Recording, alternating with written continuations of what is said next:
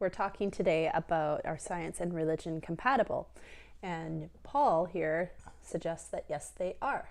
Yeah, well, they're compatible for me. I grew up as a Mennonite and had ancestors for 500 years who were Mennonites. And I went to Harvard University where I studied with some scientists who became famous worldwide. And at least one of those scientists who inspired me most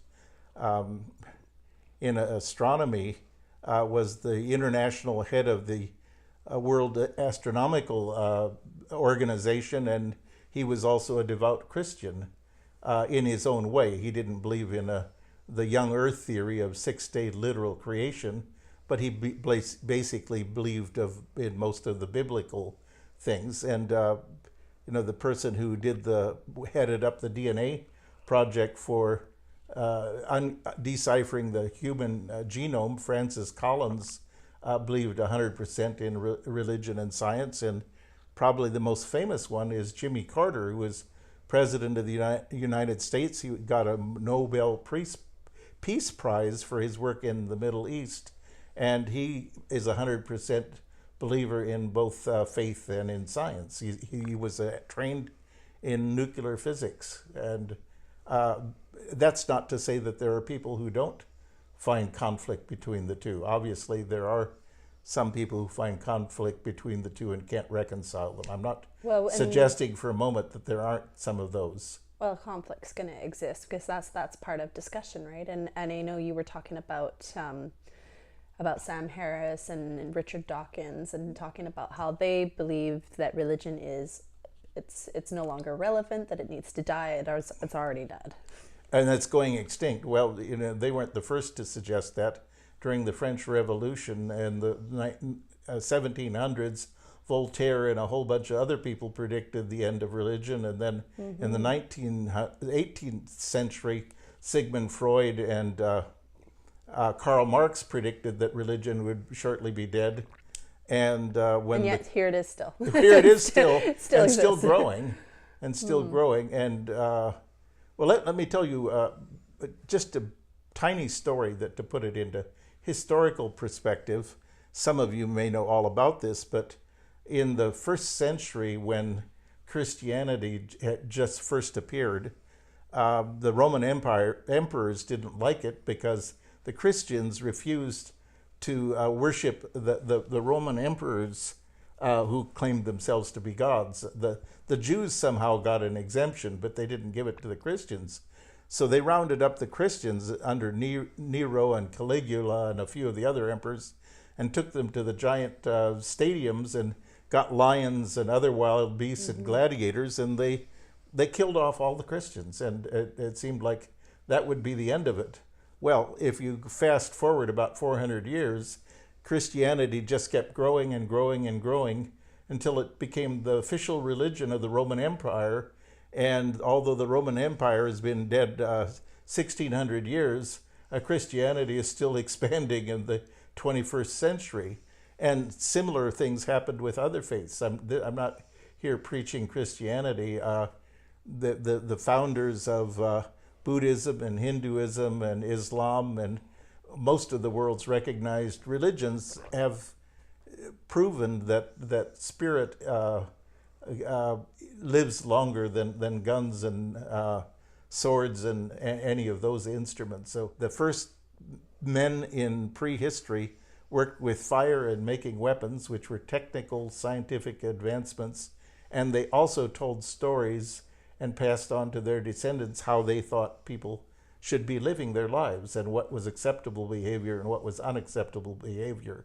And religion and science have been co-evolving since the earliest memories of the human race. But there excuse me, there is a clear contention, however, with religion as it has existed because, well, and I think this is something maybe for another topic. Oh, but, no, I think why don't we take it right now? I mean, well, looking at the religion as the source of conflict in our world, right? No so doubt there's about things it. No like doubt that about I it. think that lend to the contention with religion, and Yeah. therefore. Let me just give theory. you a couple of quick answers.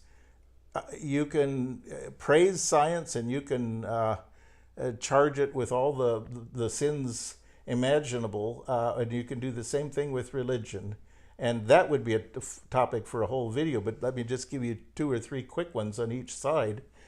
You can either take a couple of Islamic terrorists and say they represent Islam, or you can look at the 999 out of 1,000 who aren't terrorists. With Christianity, you can look at the Crusades and the Inquisition, or you can look at the 2 billion Christians around the world who are mostly taking care of the poor and the hungry and the needy and doing what Mother Teresa and so on did. Even Mahatma Gandhi used the Christian principles of nonviolence to achieve political peace in India. And he didn't call himself a Christian, but he was a follower of Jesus.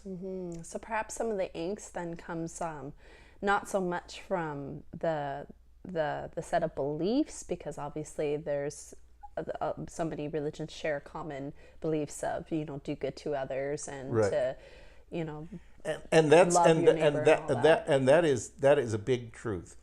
Religion has been tribal, and I follow the religion of my Mennonite tribe, and somebody else follows the religion of their Islamic tribe or their Hindu tribe. But don't think for a minute that science doesn't have equal arguments within its ranks. So that there have been scientific arguments and different beliefs contending with each other since the beginning of science. And that is true to this day, and it will go on forever. And there's nothing wrong with it. There's nothing wrong with differing religious opinions or differing scientific opinions. I think I wonder if it also just even comes down to our use of terminology and what certain words connotations imply. Because the word religion, I think that brings a whole set of you know, worries and angst and everything. And I think that's why I find that there's a lot of people that describe themselves as spiritual. And by spiritual, they mean that they do actually share a lot of these religious beliefs, but they don't want that word religious. And the one place where that has hit the rubber has hit the road is there are religious groups who are very true to their ancestral teaching. My group of Mennonites tried to live like 17th century people, driving around in horses and buggies and wearing 17th century clothing and everything else.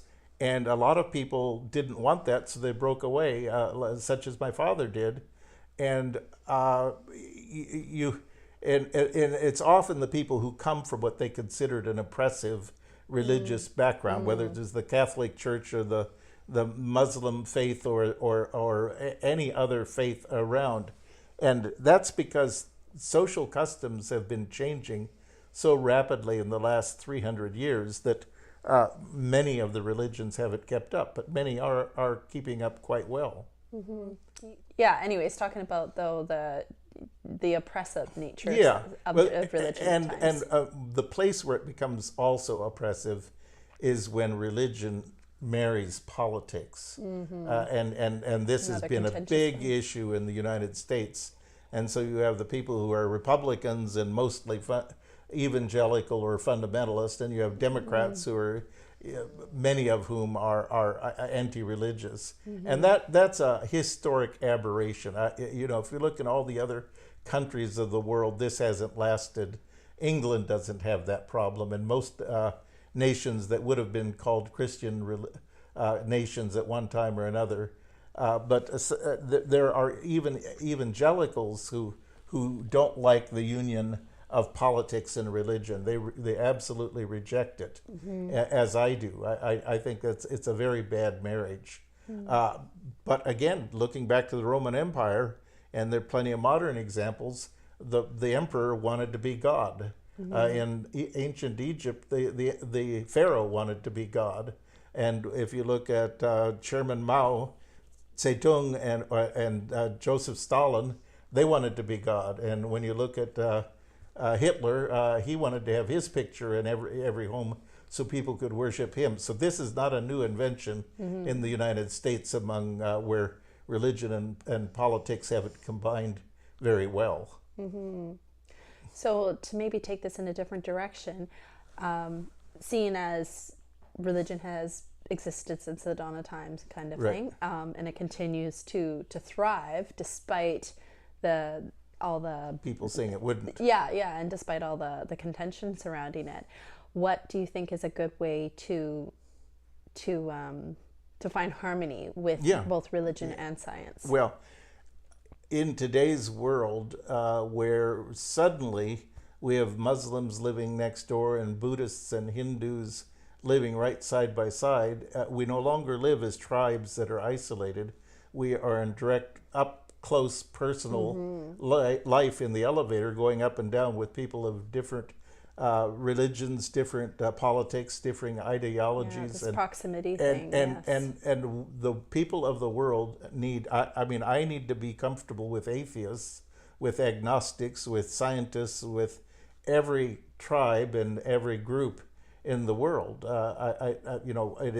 It's not part of my religion that I need to make them do what I believe from my religious thing, but my religious teaching, which C.S. Lewis would have agreed, says that all religions have good parts to them, and that most of them have virtually the same morality that they teach.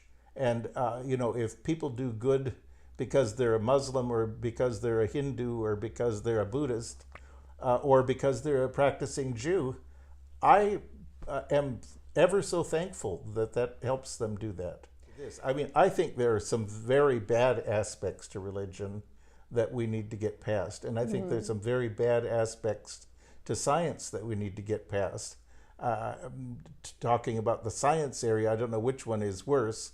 The fact that science helps to, and technology helps to build these awful world-destroying weapons that could blow up the entire world, or manages to give the technology to almost rape the earth and the planet, cut down all the trees, and fill the oceans with garbage.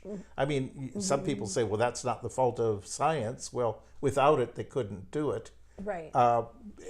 And the other fault you could find is with all the technology that we have on the religion. It always comes down to who's wielding the power. tool. Yeah. So I don't mean to say that as my criticism of science or my criticism of religion, but they both have inherent possibilities to be used for evil or for good. Right. And I'm just saying they both can be used for good or for evil, and it's our job to educate ourselves into what is life-affirming science and what is life-affirming religion.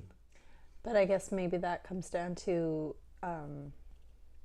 people on an individual level, whether they're of that belief where they can embrace their Muslim brother, or if they can embrace their Buddhist believer and friend, or whatever well, of course it is, right? Of course it is. And now there's so many people that are just not embracive to Yeah. people who are different from them. That's right. And whether it's not going to change religion or quickly. a gender thing. It's not going to change quickly. But one thing I would like to say, Jimmy Carter, who I just mentioned, who's now 93 or something, and he just wrote a book entitled Faith. Every story that he tells of faith involves a person doing lots and lots and lots of good for the world around them. And Jimmy Carter got the Nobel Peace Prize by bringing an Israeli prime minister who was a devout Jew, an Egyptian president who was a devout Muslim, and he, Jimmy Carter, a devout Christian, together to see that there didn't have to be only war in their region. And that's what he calls faith, is when we can not let our differences prevent us from showing goodwill and good judgment and good attitudes toward the people around us. That's such an excellent point. I mean, if everybody could feel that they're not being targeted, that they're not being oppressed or judged, then I think everybody could feel a lot more like leave and let be, and to allow people to believe as they wish. All right. Well, thank you so much for joining us on this session of Blackberry Abbey Conversations. Yeah, thank you, Virginia. Virginia does all the technical stuff. All I have to do is sit in my chair and not fall out. Well, I gotta keep up with the amount of information you're coming at me with. So so it's Well, that's the benefit of being old. I've had time to build up a library in my brain. yeah. All right, we'll see you next time, or you'll see us next time. Bye bye for now.